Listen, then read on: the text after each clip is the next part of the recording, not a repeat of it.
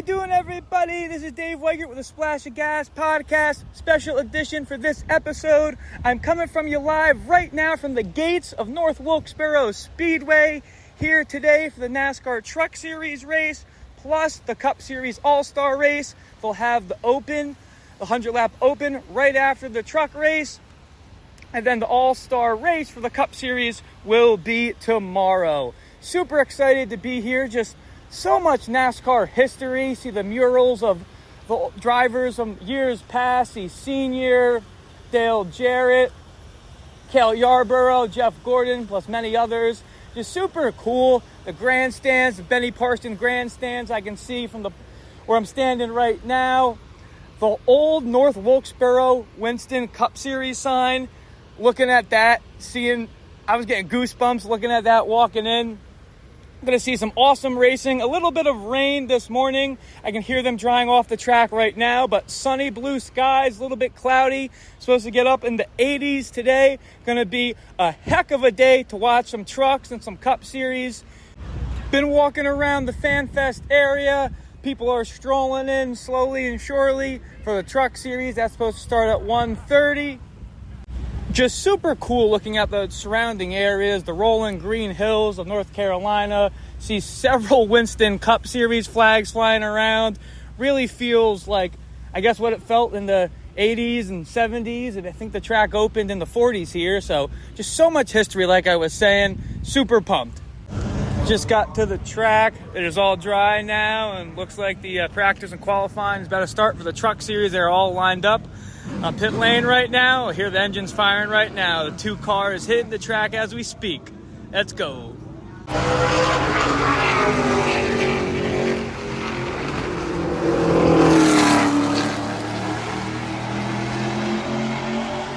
Practice just wrapped up for the Truck Series. Due to the early rain, there will be no qualifying. There is just a practice session. Based on points, Corey Heim will start on the pole, followed by Kyle Busch, who's racing in the truck today for Spire Motorsports.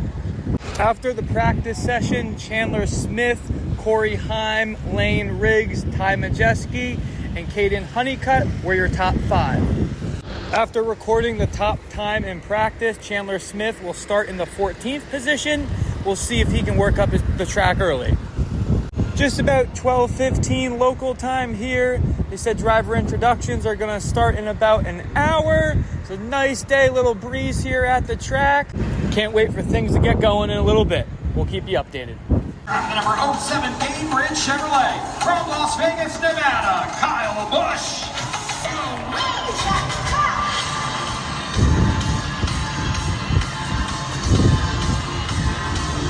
And on the pole this afternoon, driving the number 11 Mobile One Toyota, hailing from Marietta, Georgia, Corey Heim.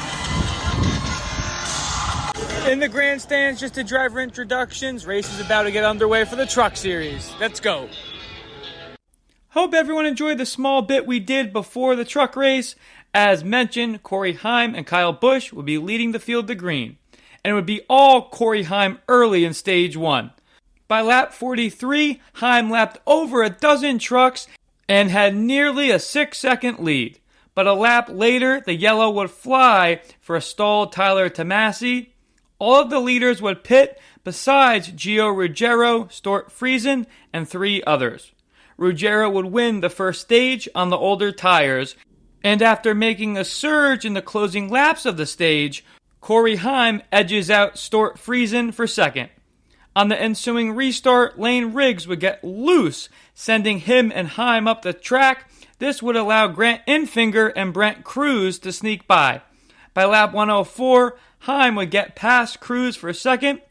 By lap 133, Corey Heim would be slowly reeling in Enfinger, cutting the margin to just half a second. Laps later, the two would be duking it out for the lead, but luckily for Grant, the yellow would fly for Connor Jones getting into the wall, and Enfinger would win the second stage under caution. Grant and Corey Heim would restart on the front row for the final 100 laps.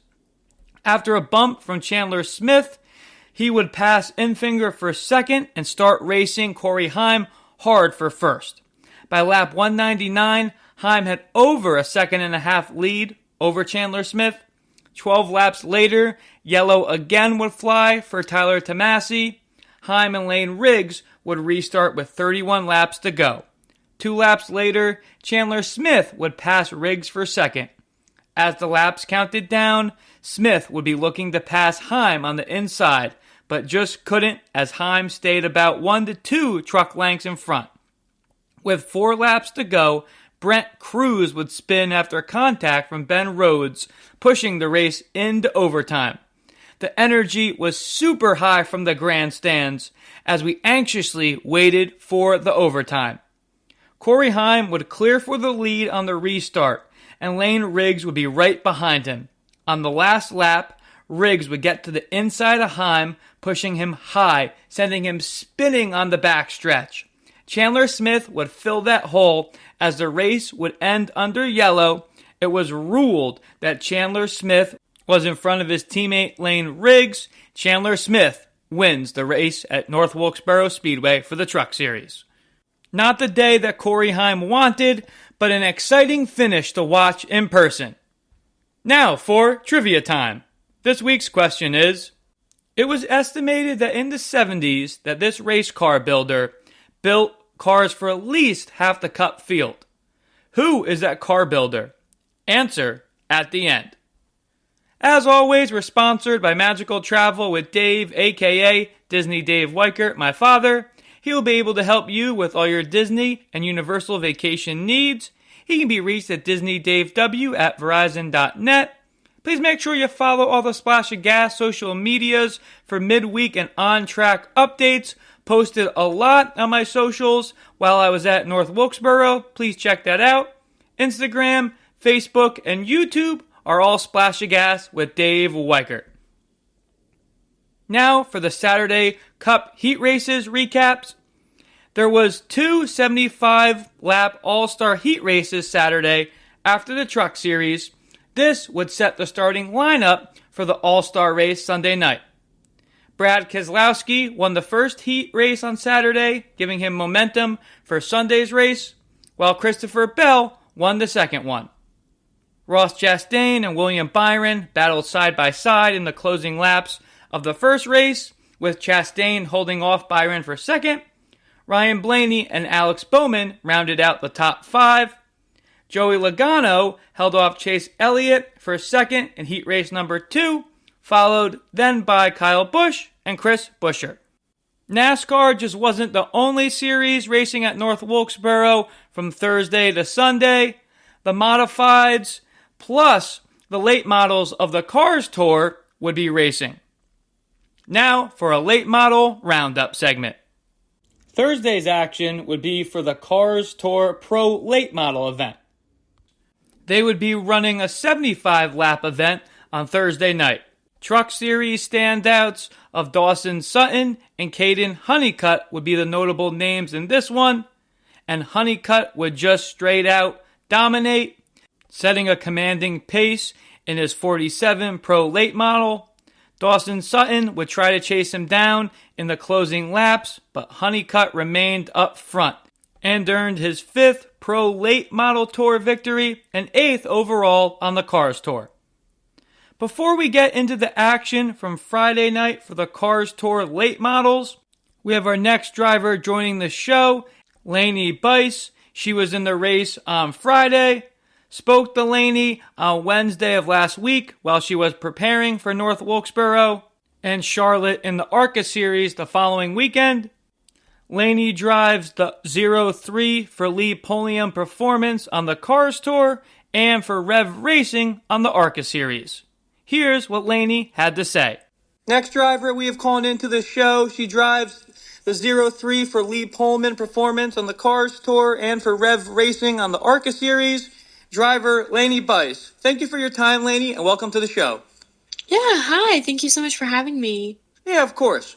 You're no stranger to late models and, of course, Florence. What did it mean for you to be tapped to drive for Lee Pullman in the 03, a car that won both the Owners and Drivers Championships at the Cars Tour last season? It's just truly a blessing. Super thankful for the opportunity and Lee Pulliam and all he does for me, and obviously Folsom Fin Supply. He's an incredible sponsor, and he's done a lot for me. So I'm super thankful for him supporting me. And obviously, Lee Pulliam is the best of the best. So being able to be a part of the team and being in the O3 and having a little bit of stronger eyes on me just because I am in the O3, which is something that I think is really cool. And I like to say pressure is a privilege. So super thankful for the hard work that they do to get me on the racetrack every single week. And yeah, it's been a good year so far. It's definitely been some pressure, but it's been good, and I'm learning a ton, and I think that's one of the most important things. Awesome. Thanks so much for going over the switch to Lee Pullman. Before we get into the Cars Tour action from Ace, you make your ARCA debut at Rockingham with Rev Racing. How are you feeling going into that race, and how did you feel finishing on the lead lap in the P8 position?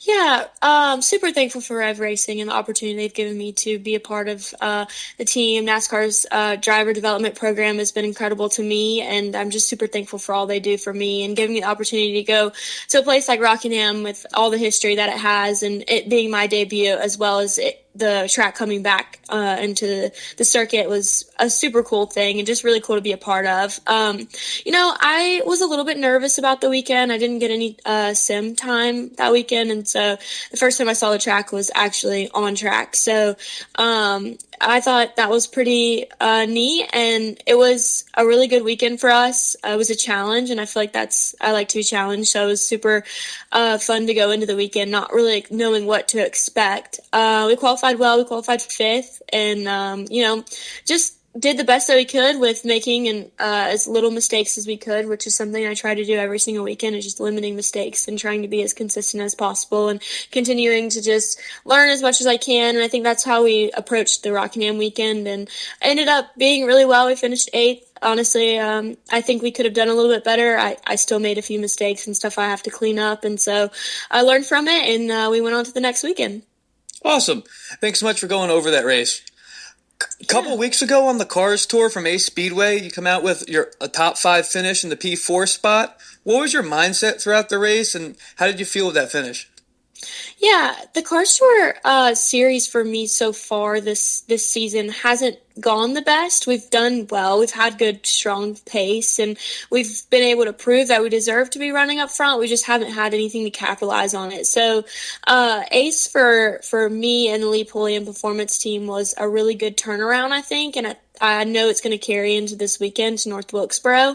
But like you said, I finished P4, and it was a really good race. We qualified second, just 0.02 off the pole, which super crazy, and I wish that would have been my first career pole, but I think we're going to be close to getting some more this year. So we're just continuing to do stuff like that and just continue to make waves and push throughout the series and make a name for myself. I mean, it's really hard competing in the Cars Tour, and I learned that especially last weekend being at Ace, and the field was super, super tight like always, and I had to fight to keep the position up front. So all the things I learned, and we had lots of restarts and lots of opportunities for me to be able to just learn even more than what you can learn running an 8th or 10th. I mean, you learn even more on the front row. So it was a great experience for me.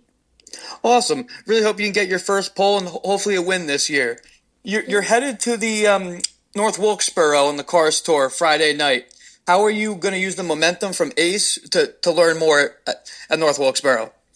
Yeah, honestly, I feel like Ace was what we really needed to be able to carry into Wilkesboro. Wilkesboro is a tough track. It's bigger. It's pretty big for the late model stock. So it's a little bit different than what Ace is. Ace is a hard braking track, so it's a little bit different there. But yeah, everything it kind of goes over to on the restarts and just doing a better job and being more aggressive, keeping my elbows out, and just being able to race these guys the same way they race me. And I think we all respect each other, and I always have a great time running super hard with those guys and racing side by side. And everybody in late model racing, you kind of have to move some people out of the way, and they're going to do it to you, which is something that's really neat to me. It's just good, hard racing. And I'm excited to do that this weekend. I feel like I learned a ton at Ace and what I could do better and where I could be more aggressive and more intentional and what what to do better, more consistent, and all across the board. I feel like from Ace, I feel like we had an opportunity to win that race. It's just some things that I needed to clean up. I mean, if I never lost the lead, I think we could have led every lap. So things like that, and just cleaning it up and doing a better job for myself. I have some things I need to work on, and I've just never been in that position before. So good thing I get to work on it now and go into North Wilkesboro with a little bit of a better headspace and feeling more prepared for the weekend. Got it. Just like you mentioned, always great competition and great viewing, watching the races on the Cars Tour. You'll be back in the ARCA seat for Charlotte. You mentioned a couple mistakes you made in Rockingham. What are your goals for that weekend in Charlotte?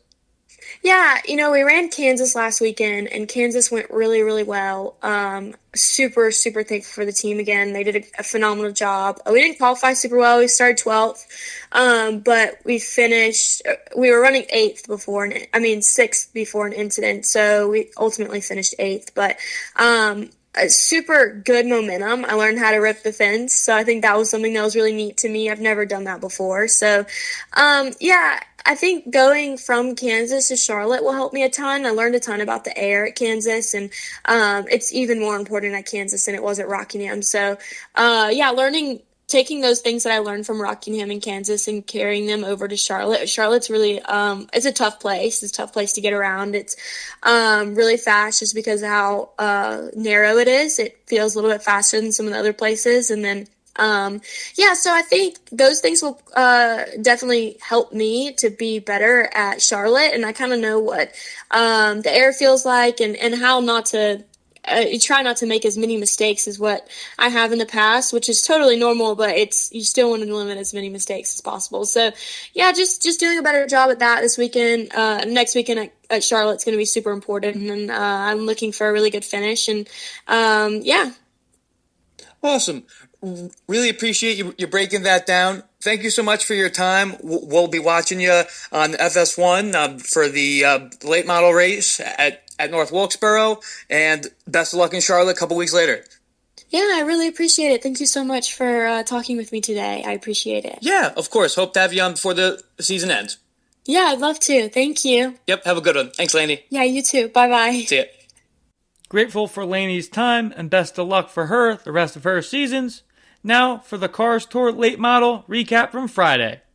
Lanie Buice was close to perfect as a driver could be on Friday night's Window World 100 at North Wilkesboro. Buice started on the pole and led all 100 laps of the Cars Tour event.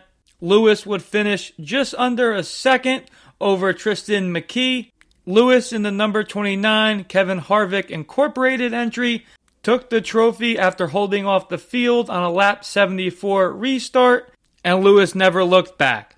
This is Buice's third career win on the Cars Tour, and it moves the 19-year-old into the series point lead and sees Connor Hall, who entered Friday's race in the top spot, leave the race second in points after he gets a 10th place finish. The race, which was broadcasted for the first time in series history on Fox Sports 1, got off to a wild start after a 15-car incident occurred on the second lap. Lanie Buice and Jake Bowman made contact on turn 1 while fighting for second, triggering the crash that prompted a red flag to be out for several minutes for track cleanup, but glad everyone was okay. Again, congratulations to Lanie Buice and team. As mentioned, the modifieds would be in action on Sunday before the All-Star Open and All-Star Race. The Whelen Modified Tour would kick off the final day of All-Star Weekend at North Wilkesboro Sunday afternoon with a 150-lap showdown. The race was filled with attrition and ended with Craig Lutz in victory lane for the 5th time in his career. The race was slowed by 10 different cautions, many of which collected multiple contenders, and ended with Lutz fending off Luke Baldwin and riding the elevator up to victory lane. The win was Lutz's first Tour victory since August of 2022. Defending NASCAR Whelen Modified Tour champ Justin Bonsignore was one of many of the drivers collected in the incidents, rebounded to a 3rd place finish. Jacob Lutz and Austin Beers completed out the top 5. Patrick Emmerling, who entered the race atop the championship standings, was involved in a wreck and finished 28th. Now for the All-Star Open Race recap. The Open cars would have a 100-lap race to make up the final 3 positions for the All-Star Race following, which would be consisting of 23 cars. Drivers that finish first and second will transfer, while the final spot will be up to the fans for the fan vote. Shane Van Gisbergen would lead the race early and until the planned caution on lap 51. All would pit, some would take 2 tires, and some would take 4. Van Gisbergen would be the first of the cars to take 4 tires, and he would restart 6th. Carson Hocevar and Michael McDowell would lead the pack to green. Ty Gibbs would clear McDowell for second on lap 61. The final yellow would fly with 22 laps to go when Michael McDowell would bump Riley Herbst, sending Herbst spinning. Hocevar and Bubba Wallace would restart up front. 9 laps to go, John Hunter Nemechek would clear Bubba Wallace for second. The rest of the race would stay green and be won by Hocevar, with John Hunter coming in second. The both of them transfer into the All-Star race, and for the 3rd year in a row, Noah Gragson is the final driver to make the All-Star race, winning the fan vote. Now for the All-Star race recap. The big one we've all been waiting for, the NASCAR All-Star Race from the famed legend itself, North Wilkesboro Speedway. After winning the heat races the night before, Brad Keselowski and Christopher Bell would take the pack to green to start the race. Joey Logano would get the jump on Bell for second early. Joey and Brad would be racing door by door for the lead. By lap 23, Keselowski would clear Logano and start to pull away. First yellow would fly on lap 57 for Daniel Suarez hitting the wall.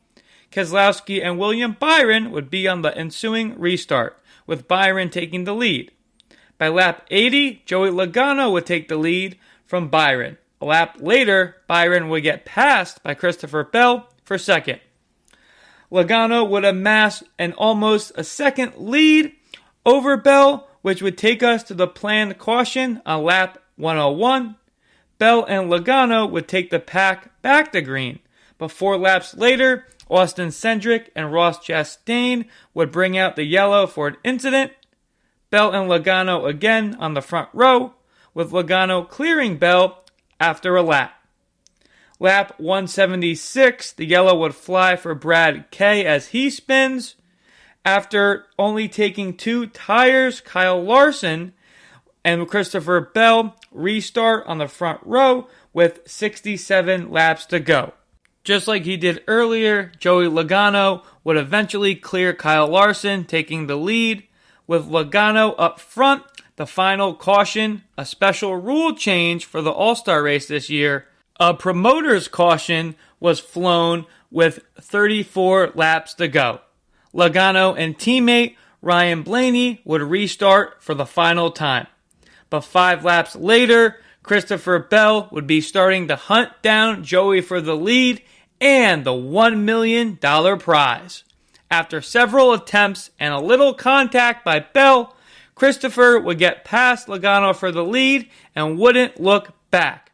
C-Bell gets the win and the $1 million payday. Congratulations to Joe Gibbs Racing and Christopher Bell winning the 2025 All-Star Race. Predictions recap from North Wilkesboro. Trucks went with Lane Riggs. He's the one who bumps Corey Heim in his run for the checkered flag, but comes up short, and Lane Riggs finishes second. Cup, I went with Denny Hamlin, and he finishes 12th. Now for yellow flag, green flag. Trucks, yellow flag. Kyle Busch in the 07 truck for Spire. He started on the front row and fully expected him to contend, and that did not happen. Trucks, green. The race didn't end the way he wanted, but green flag to Brent Cruz, making his Truck Series debut. He was contending at times. Cup Series, yellow.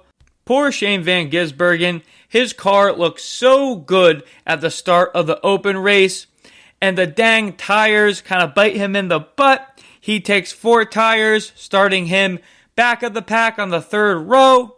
And we've seen how important track position is at North Wilkesboro, and he does not make the transfer for the All-Star Race. Green flag, All-Star Race, gotta give it to the track, North Wilkesboro. I was so pumped and excited to go there. It completely blew me away.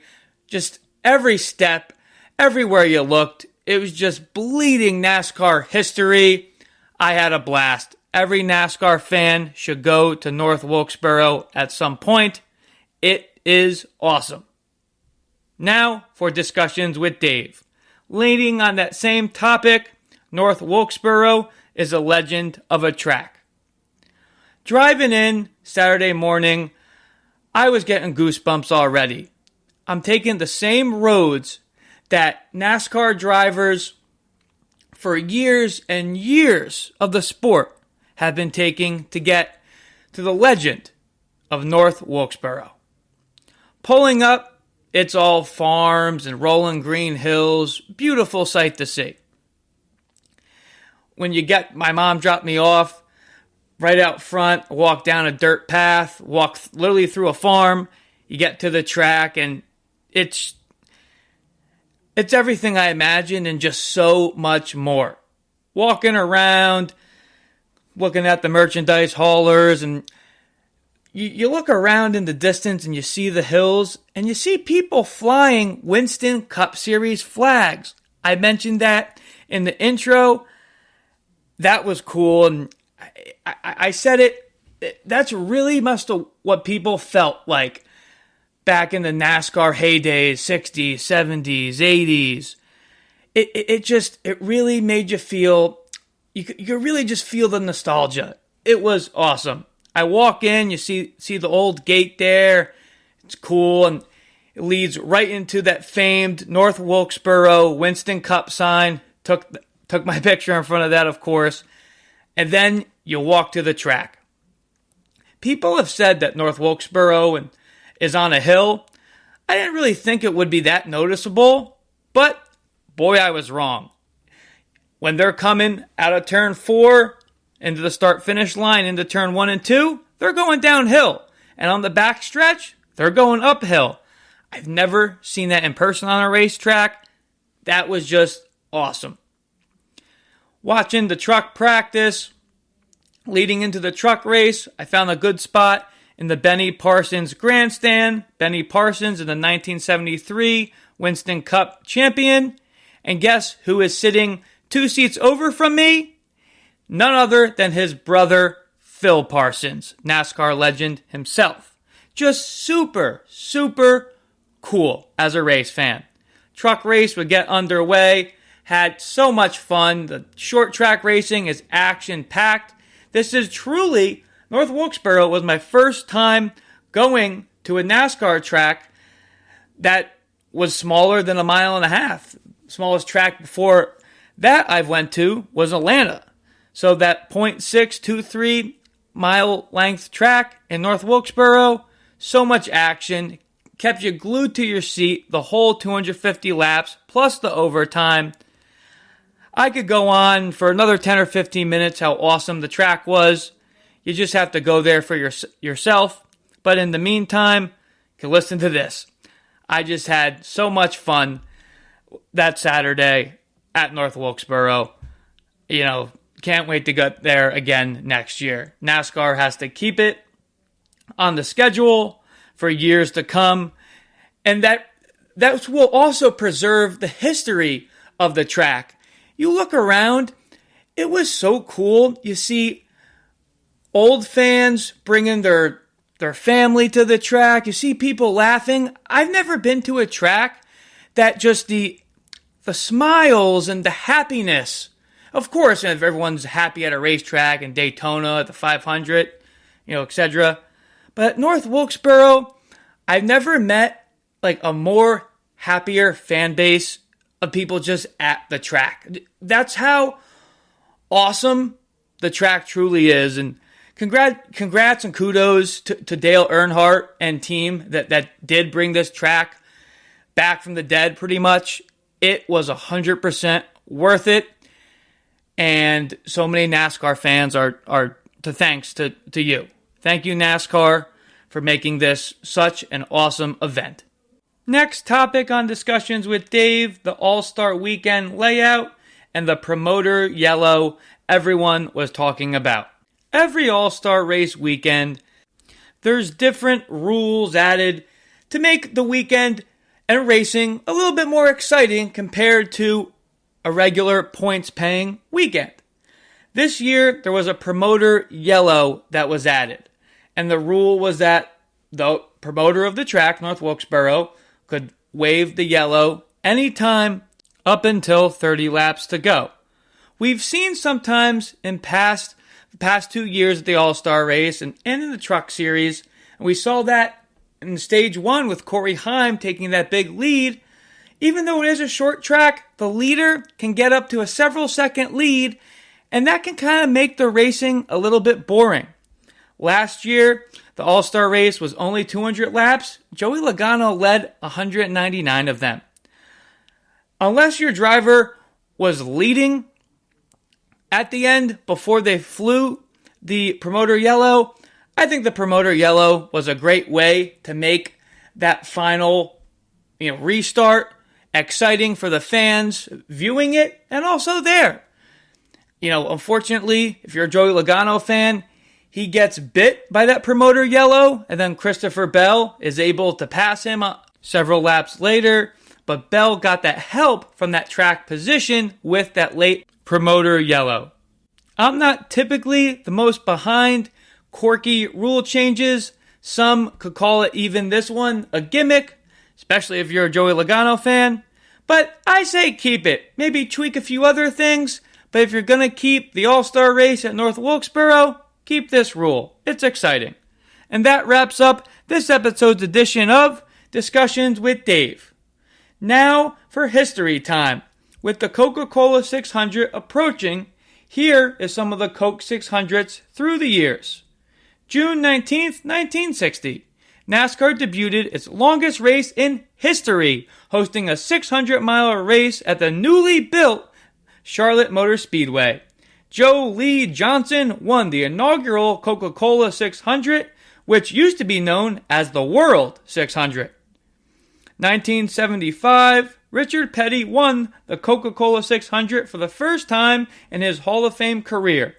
On this day, the King lapped the entire field, leading 234 of the 400 laps. May 1980, Benny Parsons outdueled Darrell Waltrip to win the Coca-Cola 600 in a close finish. The only race that isn't the Coca-Cola 600, but the fall race at Charlotte, October 6, 1985. Wanted to go over this one, it's just so cool. After getting lapped 5 different times throughout the Charlotte fall race, Cal Yarborough fights back to score his 83rd and final career at the Cup Series level. Coca-Cola 600, May 29th, 1994. Jeff Gordon earns his first Cup Series win in his Hall of Fame career. May 2000, Matt Kenseth becomes the first rookie driver in history to win the Coke 600. This was also his first win. The last Coke 600 we'll go over, the one from 2001. After finishing third at Charlotte, Tony Stewart became the first driver in history to complete the true double, finishing all 1,100 miles in both the Indianapolis 500 earlier in the afternoon and the Coke 600. Stewart finished 6th at Indianapolis and, as mentioned, 3rd in Charlotte. Way to go, Smoke. Drivers to look out for Charlotte. Gonna have 2 episodes this week, so just with so much racing action, we'll have my predictions and who to look out for in F1 Monaco, Indy 500, and Coke 600 on my Greatest Day in Motorsports episode coming out at the end of this week, but wanted to touch upon ARCA, Trucks, and Xfinity for their races in Charlotte on this episode. Drivers to look out for, starting with ARCA, who will set the table before the trucks on Friday night. LeVar Scott, the driver from Rev Racing from New Jersey. will be looking for another consistent finish. Can he be up front and maybe have a chance to win? Lawless Allen, the winner from Talladega, he was on the pole in Kansas. Can he continue that speed? Andy J, not even supposed to be running a full season this year, but currently sneaking fourth in the standings. Can there be some attrition that he can get through to maybe have a chance? Of course, we cannot forget the current points leader and the guy that has won twice this year, Brandon Butterbean Queen. Now, drivers to look out for: Charlotte Truck Series. Both front row motorsports trucks are just so hot. They finished 1 and 2 at North Wilkesboro as we went over. Chandler Smith and Lane Riggs will be ready to strike again. Stuart Friesen in the 52 has been heating up after some bad luck earlier this year. He is a threat for sure.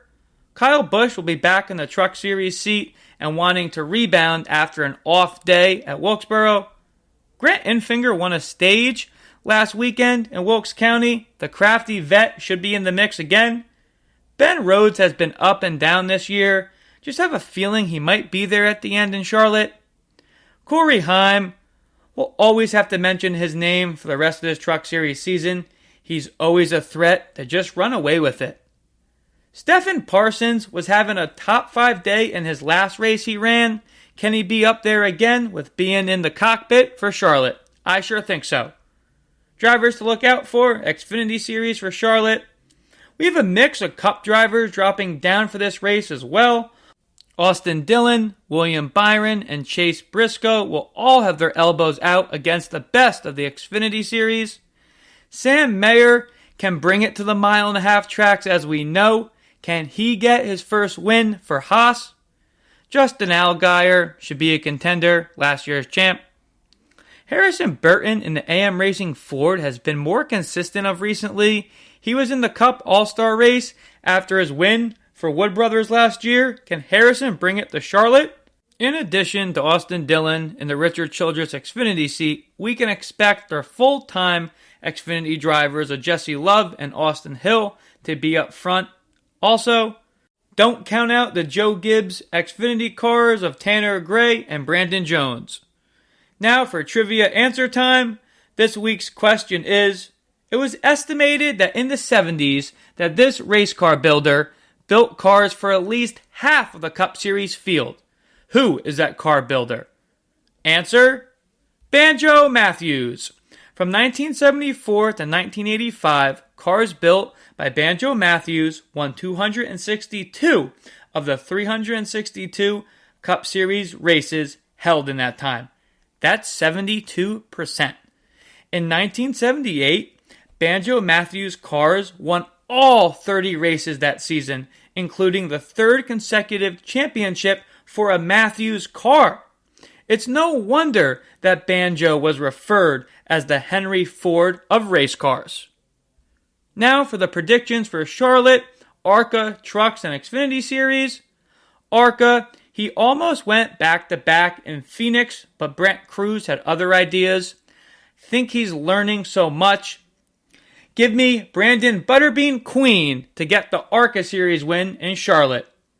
Truck Series, Kyle Busch didn't have the truck he wanted in North Wilkesboro. I think that changes and he wins in Charlotte.